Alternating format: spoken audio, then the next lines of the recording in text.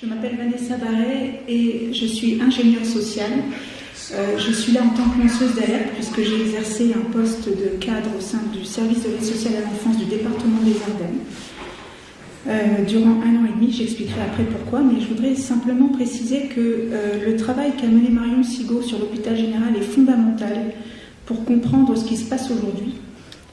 Il faut comprendre que l'hôpital général constitue les fondements du travail social français et surtout est l'ancêtre quelque part du dispositif de protection de l'enfance français.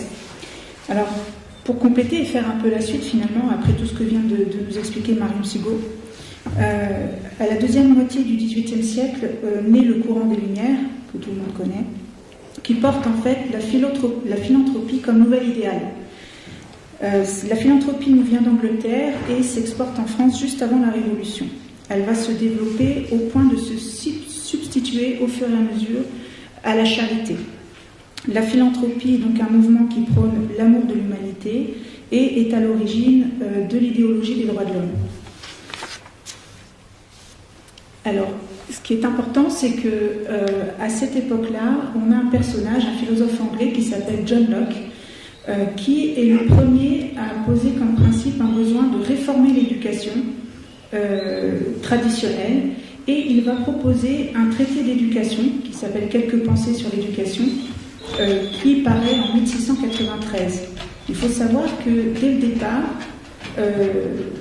cette idéologie-là qui est en train de naître est fortement liée à la finance mondialiste et à la franc-maçonnerie. John Locke a effectivement participé à la création de la Banque d'Angleterre. Il est membre des Lumières anglaises et qui elle-même d'ailleurs est liée à la Grande Loge d'Angleterre. Ce qui est important, c'est que John Locke a exercé une grande influence sur les Lumières et va particulièrement inspirer Jean-Jacques Rousseau, qui va, avec l'Émile ou de l'éducation, nous proposer une véritable méthode d'éducation qui va du berceau jusqu'à la majorité. Et cette éducation-là se base sur la psychologie et la nature. Et dans le même moment, en parallèle, en Allemagne, naît un mouvement qui s'appelle le philanthropinisme, qui est créé par Johann Beisdo, qui lui prône l'illumination sexuelle aux enfants. Et tout cela va converger et va contribuer à la naissance de ce que l'on appelle l'éducation nouvelle, qui est un mouvement, un courant idéologique réformateur du système scolaire, mais aussi d'éducation des enfants, qui s'oppose complètement à la tradition. Et à partir de là, on va voir des philanthropes, donc des bourgeois, des riches messieurs, qui vont tenter de mettre en œuvre tous les principes énoncés par Jean-Jacques Rousseau dans l'Émile, dans des orphelinats qu'ils vont ouvrir eux-mêmes, parfois se faire financer par des bourgeois, par des chefs d'entreprise, etc. En parallèle, certains d'entre eux vont décider d'ouvrir des écoles spécifiquement dédiées aux enfants des élites. Donc on va avoir finalement cette même idéologie-là qui va être d'une part instruite à des futurs dirigeants, futurs hommes politiques, et dans le même temps des enfants pauvres sur lesquels, vous imaginez bien, des principes d'éducation sexuelle vont déjà se mettre en œuvre dans ces établissements. C'est important parce que ce mouvement-là va infiltrer, est à l'origine de tout ce que l'on connaît aujourd'hui au niveau scolaire, c'est-à-dire l'abaissement du niveau scolaire, l'éducation sexuelle obligatoire à l'école, quoi d'autre, c'est un mouvement aussi qui est très lié à l'eugénisme. Donc voilà, toutes les choses-là aujourd'hui qu'on est en train de vivre sont nées de ce mouvement-là. Il faut savoir que le philanthropisme va tout au long du XVIIIe siècle cohabiter avec le religieux. En 1793, la Constitution pose l'obligation de la nation à traiter la question sociale. Mais c'est seulement sous la Troisième République que l'État va s'emparer de la question sociale. Tout au long du XIXe siècle, c'est vraiment les œuvres privées philanthropiques et religieuses qui vont gérer ensemble la charité. Mais malgré tout, au fil du temps, l'esprit des Lumières gagne au sein de la société française, se propage dans la société française, et la charité se fait complètement absorber par la philanthropie. Sous la Troisième République, l'État s'empare donc de la question sociale. Elle reprend la logique de l'hôpital général. C'est ça qui est important. Donc elle instaure le travail social comme monopole d'État. Et dans le même temps, la bienfaisance anglaise s'exporte aux États-Unis, qui va modéliser et conceptualiser ce qu'on appelle le social work, donc le travail social. Et là va naître un mouvement international du travail social. Il va y avoir d'ailleurs une première conférence internationale du service social qui va réunir 42 pays en 1928 à Paris, où on va se faire des échanges de pratiques, où vont ouvrir les premières écoles de travail social en France. C'est à partir de ce moment-là. L'État va mettre en place le diplôme d'État des assistants de service social en 1932, puis succéderont la création des diplômes d'État d'éducateurs spécialisés, de moniteurs éducateurs ou d'éducateurs de jeunes enfants, etc. Progressivement, c'est un véritable mouvement de professionnalisation qui s'opère. L'État remplace les religieuses par des médecins, des infirmières, des éducateurs. Après la Seconde Guerre mondiale, le secteur associatif va gérer par délégation de l'État la question sociale. Et là, on va avoir un autre processus, c'est le processus de fonctionnalisation du traitement du travail social. Et là, on y est aussi, c'est important. Au fil du temps, le travail social, sans s'en rendre compte, va être réduit à un état de servilité par l'État. Et c'est vraiment l'État qui va avoir entre les mains toutes les politiques sociales. Le travail social n'est pas indépendant. Et ce n'est pas le travail social qui fait l'État, c'est l'État qui fait le travail social. Va arriver dans le même temps, donc dans les années 60-70, ce qu'on appelle le New Public Management, c'est-à-dire une organisation bureaucratique qui séduit bien les Français. La société américaine fait envie. En tout cas, c'est une logique de marché qui va se mettre en place petit à petit et les dispositifs du social vont être soumis à une obligation d'évaluation et donc obligation de résultat. Va s'en suivre les lois de décentralisation, puis vraiment la loi de 2002 qui, elle, va vraiment faire entrer le travail social dans une logique ultra-libérale. Et donc on est dans une nouvelle approche où le bénéficiaire d'aide sociale ou alors le patient devient un client. Ceci d'ailleurs c'est assez lié avec le pacte mondial et l'obligation des entreprises de se soumettre au RSE. C'est très lié en fait toujours à la finance mondialiste, mais ça prendrait beaucoup de temps de pouvoir le développer. Alors maintenant, pour en revenir à moi et qui je suis, petit rappel, en 2017, le ministère de l'Enfance et de la Famille est supprimé par le président de la République nouvellement élu, Emmanuel Macron. En janvier 2019, un documentaire que je pense ici beaucoup de personnes ont vu, Pièce à conviction, diffuse Enfants placés, les sacrifiés de la République, qui nous montre les conditions désastreuses de prise en charge des enfants dans les foyers et dans les familles d'accueil. On y voit des enfants livrés à eux-mêmes, sans encadrement, sans sécurité. En réaction à la polémique, le gouvernement, Emmanuel Macron, décide de nommer un secrétaire d'État chargé de l'enfance, Adrien Taquet, qui va être rattaché au ministère de la Santé. En janvier 2020, une nouvelle enquête sort et diffusée à la télévision, Mineurs en danger, sur M6. On y voit beaucoup de séquences en caméra cachée, tellement il a été difficile pour les journalistes d'obtenir un accord pour pouvoir venir filmer des séquences. Voilà, ils étaient obligés de faire ça en caméra cachée. On y voit, encore une fois, des enfants livrés à eux-mêmes, déscolarisés, des détournements de fonds des dirigeants des foyers, etc. Et là, c'est là que j'entre en scène. L'État décide de mettre en place, en réaction, la stratégie nationale de prévention et de protection de l'enfance, qui, malgré, en plus de, parmi les points, on va dire, importants de cette stratégie, c'est de mettre en place un contrôle des établissements et services de la protection de l'enfance. Le département des Ardennes, dont je suis originaire, figure parmi les 30 départements, les premiers en tout cas sélectionnés pour mettre en œuvre cette expérimentation-là. Mon poste est donc créé dans ce cadre-là. Et mon travail, c'était donc, pour quand même situer et expliquer, c'est un peu comme une entreprise, vous savez, qui a un siège, et après ça, elle a peut-être des succursales sur un territoire. Moi, j'étais vraiment au siège de l'ASE, au niveau de la direction, les plus hauts cadres, ceux qui ont... c'est vraiment là que se décide la politique de protection de l'enfance. Je ne suis pas en contact direct des enfants, mais mon travail, c'est de m'assurer que dans les foyers,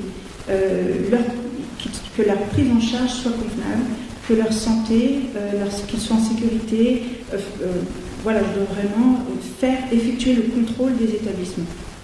Les établissements ont l'obligation de signaler au département qui les finance, hein, c'est financé avec nos impôts, c'est les départements qui financent, bien souvent ce sont des associations, donc les foyers,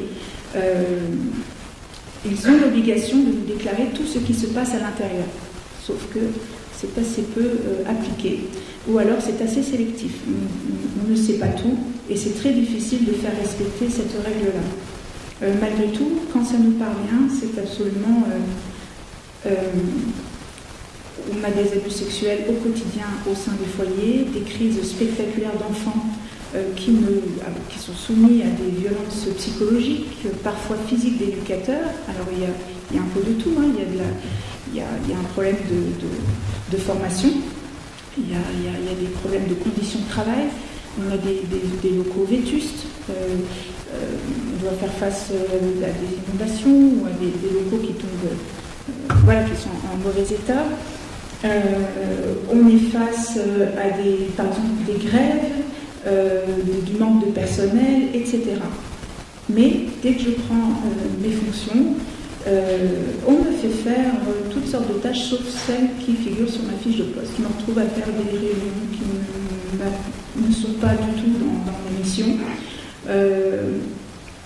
Je me retrouve à faire des photocopies, je me retrouve à rédiger des comptes rendus de réunions. Donc on fait assister à des réunions pour lesquelles je ne vois pas trop l'intérêt d'y être, mais en fait c'est pour faire des comptes rendus. Enfin des choses comme ça. Et surtout à ce moment-là, le poste de chef de service de l'aide sociale à l'enfance, directeur de l'aide sociale à l'enfance, on l'appelle chef de service, mais ça vous parlera plus en disant directeur, est vacant depuis 2 ans. Mais on a un cadre qui a une lettre de mission pour exercer sa fonction. Je ne sais pas pourquoi ce cadre-là n'exerçait pas sa lettre de mission. Toujours est-il que je me retrouve avec ça entre les mains. En tout cas, une partie de ces missions est notamment celle de gérer les places et de placer les enfants. Alors, je ne me rends pas compte, puisque moi c'était mon quotidien. Quelqu'un m'a fait remarquer que quand Christophe m'a interviewé, ça peut paraître très trash, mais c'est ça. C'est-à-dire que, par exemple, j'ai 508 places en établissement. J'ai 30 enfants à placer. Ils sont sur une liste d'attente. Dès qu'il y a une place qui se libère, il faut en mettre un. Voilà, je sais, c'est trash et c'est ça. Donc c'est gérer les places. Donc, dès qu'il y a une place disponible, on essaye le plus possible de faire en sorte que le profil puisse correspondre au projet d'établissement, quand il y en a un. Mais bon, dans la réalité, c'est assez peu appliqué, c'est dès qu'il y a une place, on en met un. Très rapidement, j'ai travaillé dans un service complètement désorganisé, qui travaille constamment dans l'urgence, une incohérence dans l'organigramme, des missions qui n'ont pas de sens, le bazar complet, je ne peux pas dire autrement. Très rapidement, j'alerte ma hiérarchie de tous les dysfonctionnements que je constate. Je signale des faits de danger, d'enfants qui sont en danger dans les dispositifs de protection de l'enfance, et je suis confrontée à une non-réaction. Tant et si bien que j'ai décidé de déposer officiellement donc, un signalement d'alerte par la voie judiciaire en juin 2022. Et on a beaucoup parlé, on parle très souvent de travailleurs sociaux qui ne s'expriment pas, mais il faut quand même savoir que c'est une institution où règne le harcèlement. Souvenez-vous, Marion Sigaud nous l'a expliqué, à l'origine de la création de l'hôpital général, on a la Compagnie du Saint-Sacrement qui est une secte. Et on retrouve exactement des mécanismes sectaires au sein de l'institution de l'ASE. Il y a une véritable emprise de l'institution sur les agents qui y travaillent. Dès lors que vous remettez en question le fonctionnement de l'institution, vous êtes harcelés, vous êtes placardisés. Il faut savoir également que les éducateurs suivis de placement, qui sont des éducateurs chargés du suivi du parcours de l'enfant au sein de l'institution, se voient parfois, modifier leur rapport par la hiérarchie si elle n'est pas d'accord avec le diagnostic, avec l'éducateur. Par exemple, un éducateur sur placement qui va faire le bilan au juge des enfants, écrire au juge des enfants, à la fin de sa conclusion, quand il va dire s'il faut préconiser le maintien de la mesure ou au contraire préconiser un retour à domicile.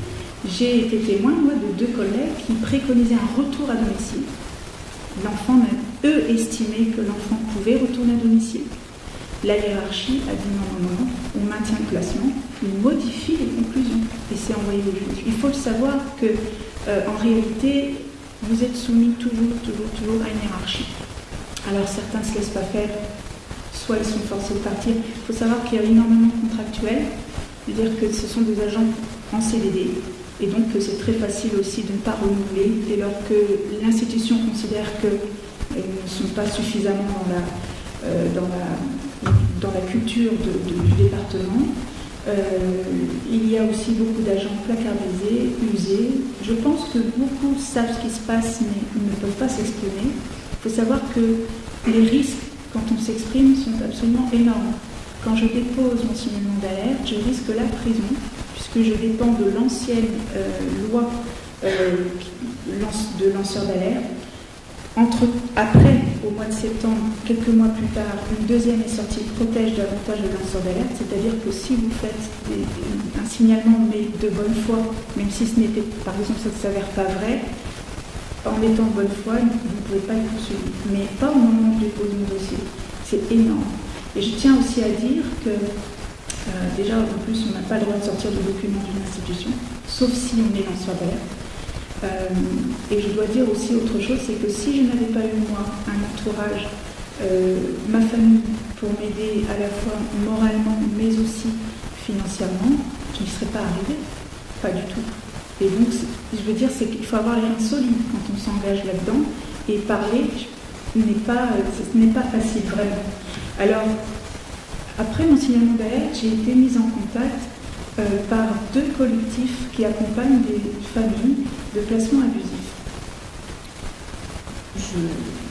Je veux dire, je ne doutais pas que ça existe du tout. Je pense qu'il y a des défaillances dans plein d'endroits. Il peut y avoir des ratés dans beaucoup d'institutions. Je ne connaissais pas, en fait, véritablement, disons, l'ampleur. En fait, je ne connaissais pas tout ça. Et vous allez rire parce que, bon, moi, dans mon signalement d'alerte, j'ai recensé tous les articles de loi qui n'étaient pas respectés. J'avais 5 pages. Juste ma partie à moi. Mais je ne savais pas que ce n'était pas respecté non plus pour les familles. Et les premières familles que j'ai eu au téléphone, au départ, voilà, alors on m'avait demandé si j'étais d'accord pour conseiller quelques dossiers, jeter un regard, comme j'avais été à l'intérieur, peut-être voilà, que ça pouvait aider des familles. Au début, les familles racontent leur histoire, tout ça. Et je dis, mais d'accord, mais qu'est-ce qu'on vous reproche? Pour quel motif on vous a retiré votre enfant? Donc, moi, ils expliquaient. Mais je dis, oui, mais qu'est-ce qui est écrit sur le rapport? Et j'ai pas de rapport. Comment ça, vous n'avez pas de rapport? Non, mais je dis, mais c'est une obligation. C'est la loi, vous devez avoir une copie. Ben non, on ne l'a pas. Alors là, vous voyez, là, en fait, j'ai commencé petit à petit à découvrir ce que les familles vivaient. Et plus j'avais témoignages, plus je retrouvais. Et effectivement, on m'a envoyé des dossiers et je constatais moi-même, j'ai constaté que dans ces dossiers-là, les dossiers étaient vides. Le danger n'était pas avéré. Ce n'était que sur de la suspicion de danger. Et plus je faisais connaissance avec les familles, je leur disais, mais est-ce que vous avez été en garde à vue? Non. En fait, pas d'enquête approfondie, rien du tout. Et le placement. Et ça, je vous assure que quand on est à l'intérieur, on ne le voit pas. C'est ce que j'expliquais, c'est extrêmement cloisonné. Chaque service est cloisonné. Il faut savoir que l'éducateur sur le placement qui va retirer l'enfant n'est pas celui qui a écrit le rapport. Il ne sait pas, lui. On toque à sa porte, le cadre lui dit va chercher tel enfant voilà, c'est toi qui es d'astreinte, il faut aller chercher tel enfant à telle adresse, il a l'ordonnance l'ordre du procureur, sa hiérarchie lui demande d'y aller, il y va. On lui dit la maman est dangereuse, il faut aller chercher, voilà, et il le fait. Mais il ne sait pas, ce n'est pas lui avant. Vous voyez? Et en fait, tout est cloisonné comme ça. Et donc, je donnais tout à l'heure une image, mais c'est comme si on était en train de jouer, on était dans un orchestre, chaque musicien joue sa partie à son instrument, je ne sais pas ce que joue mon voisin à côté, je ne sais pas à quoi ressemble l'ensemble, mais en fait, vous n'avez aucune idée de l'ensemble. Et c'est après, en analysant, c'est aussi en découvrant le travail de Marion Sigaud que j'ai commencé à découvrir des choses. Parce que quand vous êtes à l'université et que des professeurs vous font l'histoire des politiques sociales, l'hôpital général, il est à peine mentionné. On nous dit que le travail social est né au cours du 19e siècle grâce au philanthropisme, mais en réalité, avant il y avait l'hôpital général. C'est tout, ça s'arrête là. Mais le travail de Marion Sigaud est absolument essentiel parce qu'elle est allée à l'intérieur et elle nous dévoile ce qui est à l'intérieur. Et quand j'ai lu La Marche rouge, en fait, je me suis dit, mais j'avais la même chose. En fait, j'avais l'impression de lire ce que je vivais de l'intérieur. Et ça me frappe encore. Hein? J'en ai quelques exemplaires de Marche rouge. Oui, mais on va le dire aussi que ton livre, il est là et qu'on va le vendre. Pour ceux qui le veulent, bien sûr. Alors, vous avez compris qu'il y avait un lien énorme à ce qu'a dit Marion tout à l'heure, et le lien avec l'ASE d'aujourd'hui, que le mécanisme, il se complète. Ce qu'elle a comme retenue pour l'instant, c'est elle est encore très réservée sur les menaces qu'elle subit. Alors ça, je n'en parlerai pas parce que je ne suis pas autorisée à en parler. Moi, si. Mais d'un point de vue judiciaire, voilà. Hein? Mais, bon, oui, elle n'a pas le droit de le dire. Moi, j'ai le droit de dire que ce genre de personnes qui travaillent à l'ASE, c'est comme dans plein d'autres services. Dès que vous commencez à dévoiler des vérités, dès le début, quand vous commencez d'amener des preuves, ou que vous essayez de faire constater, par exemple, que des rapports sont mensongers, c'est la prison qu'elle risque. Donc vous vous retrouvez avec des personnels qui seraient capables de dénoncer des choses, mais qui sont obligés de le dire avec une certaine diplomatie, avec une retenue de certains mots. Moi, je n'ai pas la retenue. On a affaire à des menteurs professionnels qui font des rapports mensongers. Et on a affaire à quoi? On a affaire à un service qui prend le pas, des fois, sur le juge lui-même. Pourquoi? Parce que le rapport qui est écrit, il a toute la vérité. Mais l'hôpital général et le Parlement ne font qu'un, finalement. Et aujourd'hui, les juges et l'ASE ne font qu'un. Voilà. C'est exactement ça. On retrouve exactement les mêmes choses. C'est dans les gènes de l'institution. C'est vraiment, et d'ailleurs, dans beaucoup de choses que Marion Sigaud a expliquées, on retrouve une mère qui dépose son enfant le temps d'aller mieux puis qui n'arrive pas jamais. Enfin, ça nous parle. C'est cruellement d'actualité. On revit que c'est la même chose. En fait, je dis toujours, c'est comme si on était devant la même pièce de théâtre, on change juste le décor. Vous avez le décor de l'époque, mais là on change tout. On met un décor moderne, donc en réalité on vit exactement la même chose. J'ai perdu le fil. C'est pas grave, on va compléter, ne vous inquiétez pas.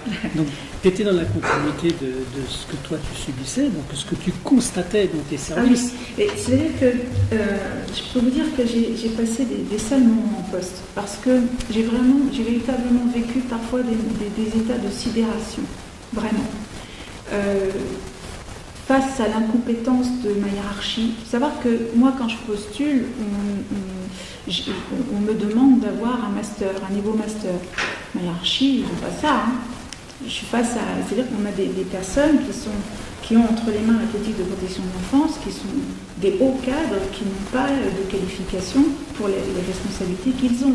Ce sont des personnes qui ont été éducateurs spécialisés ou assistants sociaux il y a très très longtemps, mais qui ont grimpé les échelons hiérarchiques par des concours, mais pas véritablement de formation, de qualification, de droit moi je me baladais toujours avec le code de l'action sociale et familiale, dire, je passe à des personnes qui ne connaissaient même pas la réglementation, la loi. Parfois je me disais, c'est de l'incompétence. Voilà. J'essayais de comprendre pourquoi c'était comme ça. Je me suis dit, c'est de l'incompétence. Puis parfois je me disais, mais ils sont fous. Parfois je me disais, ils sont fous. J'essayais de comprendre. Et tout ça pour vous dire que c'est après, c'est en rencontrant des familles, c'est en lisant La Marche rouge, c'est en faisant des recherches sur la Convention internationale des droits de l'enfant, qui est finalement derrière, c'est un certain Janusz Korczak, un Polonais, médecin, franc-maçon, éducateur, il fait plein de trucs, il est journaliste, écrivain, etc. Et lui était un fervent défenseur de l'éducation nouvelle dont je vous parlais avant. L'éducation nouvelle qui est un mouvement anti-famille, anti-tradition. Comment voulez-vous aujourd'hui, finalement, que le droit des familles soit respecté quand vous savez qui sont ces gens-là et vers quoi, quelles idéologies se cachent derrière tout ça. Et tout ça pour dire qu'au final, je me suis dit, ce n'est pas de l'incompétence, c'est pas que des fous. C'est stratégique. Je me suis dit, j'ai identifié 3 raisons. La première, elle est financière. On en a largement parlé, on le sait, il y a une logique financière là-dedans. La deuxième, elle est idéologique, c'est ce qu'on m'a dit, c'est le cas général, c'est la destruction, c'est la volonté de l'État, c'est une politique volontaire de destruction de la famille et de l'enfance. Et avec tout ce que je viens de vous dire, donc l'hôpital général, et après tout ce qui a suivi ces mouvements-là, qui ont infiltré aussi l'éducation nationale. Et la dernière raison, qui est moins évidente, mais qui est déjà là avec l'hôpital général, la pédocriminalité, c'est-à-dire des enfants qui sont dans des dispositifs de protection de l'enfance, mais qui alimentent des trafics d'enfants. Et celle-là, elle est moins évidente, mais elle existe. Et en fait, elle est bien plus sous nos yeux qu'on ne le pense. Elle apparaît de plus en plus. Je ne sais pas si vous vous rendez compte maintenant des révélations qui sont en train d'apparaître. Alors, pourquoi ça apparaît? C'est très simple. C'est parce que un téléphone, c'est devenu une télévision. Et la deuxième chose, c'est la démultiplication des réseaux. C'est-à-dire que quand on s'amuse à faire un témoignage d'un papa, d'une maman qui dénonce un mécanisme, d'accord? Quand vous faites une seule émission, ça part sur de multiples canaux. Et le savoir de chacun, s'il est dans la complémentarité, si on fait ce qu'on appelle un collectif du savoir, d'accord?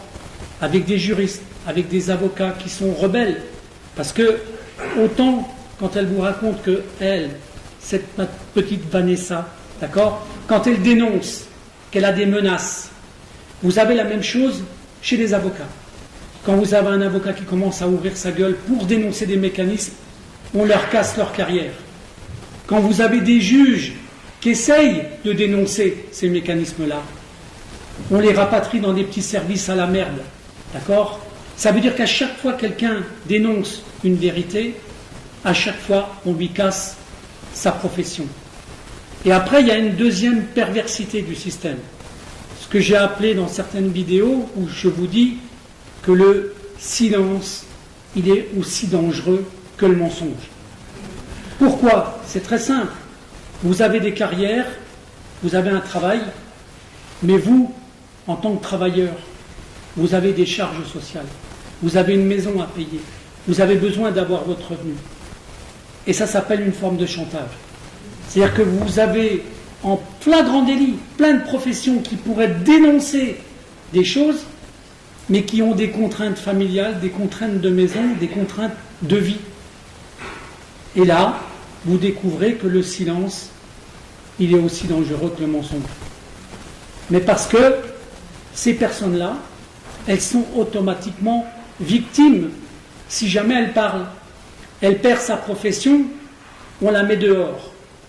Si elle n'avait pas de la famille pour l'aider financièrement, elle serait à la rue. Il faut bien comprendre que ça, c'est partout. Moi, je suis ami avec des juges, avec des avocats, qu'on a cassés professionnellement. D'accord? Donc, quand je fais une affirmation, quand je fais des émissions où je fais parler des mamans, si les mamans, elles ont une retenue, moi, je ne l'ai pas. J'ai le droit de faire ce qu'on appelle une accusation, en disant que, par exemple, les rapports mensongers de l'ASE, d'accord, souvent sont des rapports mensongers, sont construits sur des mensonges. Mais comme on ne les a pas, les rapports ils ne circulent jamais. Mais on en a des extraits dans les ordonnances, c'est ce qui permet de voir quand même d'avoir un aperçu. Comment ils construisent des mensonges, d'accord? On aura l'occasion de donner la parole demain ou en soirée peut-être à des mamans pour qu'elles exposent des fois le motif qu'on a mis dans le rapport pour enlever des enfants. Parce que la parole des mamans et des papas, c'est important. Et plus on fait circuler ça sur les réseaux sociaux, plus on arrivera à contrarier ces mécanismes-là. Voilà. Tu peux continuer ton petit... Oui, je vais juste terminer sur une chose, c'est que le Conseil de l'Europe a donné quelques critères pour définir ce qu'est un placement abusif, et je vais vous les donner. Donc un placement abusif pour le Conseil de l'Europe, c'est d'abord quand les conditions de placement ne permettent pas de conserver le lien avec la famille, c'est-à-dire l'éloignement des parents, des enfants quand ils sont placés. Donc ça peut être à l'autre bout du département, ça peut être dans un autre département. Nous, dans les Ardennes, ça nous arrive très fréquemment, des enfants qui sont placés en Belgique, notamment quand ils ont des problématiques de handicap. On n'a pas les structures. Donc, voilà. Donc ça peut être considéré, c'est considéré pour le Conseil d'Europe comme du placement abusif. Autre critère, c'est la durée de placement excessive. Un placement ne doit jamais être, ne doit être temporaire, il ne peut pas être durable. Hein. Et c'est toujours le retour de l'enfant au domicile qui doit être privilégié. Normalement, c'est ça. Autre critère, le placement dans un milieu hostile où l'enfant est exposé à du danger, de la violence, agression, harcèlement. Et moi, au départ, c'est vraiment ça que je dénonce, c'est absolument scandaleux que des enfants vivent des choses qu'ils n'auraient jamais subies dans leur famille d'origine. C'est absolument intolérable. C'est honteux. Voilà. Ça, c'est insupportable. Et à la rigueur, un enfant qui est retiré parce que c'est ce qu'il vit à la maison, c'est en aucun cas dans un dispositif de protection d'enfance, ne devrait surtout pas revivre ça. Et le dernier critère pour la Cour européenne, c'est la non-considération de la volonté de l'enfant qui ne souhaite pas être placé. Et là encore, on constate aussi que la parole de l'enfant n'est pas du tout prise en compte. Voilà. C'est une synthèse. Alors moi, je voudrais rajouter une chose pour que ça rentre dans votre mémoire. Tout le monde sait ce que c'est qu'une OPP, une ordonnance de placement provisoire. Vous savez ce que c'est une OPP? Mais je vous rappelle une chose très importante. En France, le provisoire, il dure longtemps. Souvenez-vous de ça. L'OPP, c'est le provisoire qui dure longtemps. Et pourquoi ça dure longtemps? Parce que ça fait circuler beaucoup d'argent. Un enfant qui est enlevé à la maternité au sein de sa mère, il peut rapporter de l'argent dans le mécanisme financier jusqu'au moment où il n'en rapporte plus. Et vous savez à quel moment il n'en rapporte plus? À la majorité. Ça veut dire que pendant 18 ans, le provisoire, il peut être renouvelé. Et étudiez bien tous les témoignages de plein de mamans, de plein de personnes qui ont subi ça, vous allez découvrir que c'est un mécanisme institutionnel. Et il faudra qu'on s'en prenne non seulement à des dysfonctionnements des services sociaux, mais il faudra aussi qu'on remonte à nos élus, à tous nos élus, et notamment aux responsables de département qui gèrent une masse financière. Vous le savez ça, mais c'est de l'argent public. Or l'argent public, c'est les impôts des citoyens. Donc ça veut dire quoi? Que celui qui a vraiment le pouvoir, c'est le citoyen, pas l'élu. Donc ça, il faut que ça rentre dans la tête des gens. Il y a un moment donné, il faudra que le peuple se rebelle sur des mécanismes qui sont à dissoudre, à éliminer. Moi, je travaille avec des gens, des fois, qui me disent carrément dans leurs commentaires que les services sociaux ils devraient disparaître. Mais carrément, vous voyez, ça va jusque-là. Alors on n'en est peut-être pas là, parce que l'origine, c'était pas ça. Mais par contre, modifier tous ces systèmes-là, oui. Et il y a quelques mois encore, moi je ne savais pas tout ça. C'est-à-dire qu'on ne le mesure pas de l'intérieur. On ne sait pas. Et les travailleurs sociaux sont dès leur formation embrigadés dans cette idéologie. Vraiment. Ils sont persuadés de sauver des enfants. On ne se rend pas compte que c'est le contraire qui est fait. Ils sont vraiment convaincus de servir un idéal. Et je peux pas aujourd'hui il faut que je reste humble là-dessus. Moi-même, je ne savais pas ça il y a quelques mois. Mais par contre, ce que je veux à travers mon témoignage, c'est tendre la main aux travailleurs sociaux, leur dire qu'il ne faut plus avoir peur et les inciter à nous rejoindre et à parler, parce qu'on est de plus en plus de professionnels à prendre la parole, et cela, de leur tendre la main pour qu'ils nous rejoignent, c'est important. Et il faut qu'ils comprennent ce à quoi, finalement, de quoi ils sont complices. Ils ne le savent pas, mais maintenant, ils ne pourront plus dire qu'ils ne savent pas. Maintenant, ça y est, la formation se diffuse. Il est temps pour eux de choisir, finalement, le bon côté des choses, de se rendre compte qu'ils servent un système criminel, mais il faut leur laisser encore un peu de chance de s'en rendre compte et de nous rejoindre. Pour moi, c'est important, j'ai cette responsabilité-là. Et je terminerai en disant que ce n'était absolument pas un choix de ma part, une volonté de me montrer publiquement. C'est aussi face au silence des médias que j'ai décidé de le porter moi-même, parce que j'étais confrontée aussi là à une non-réponse. Merci.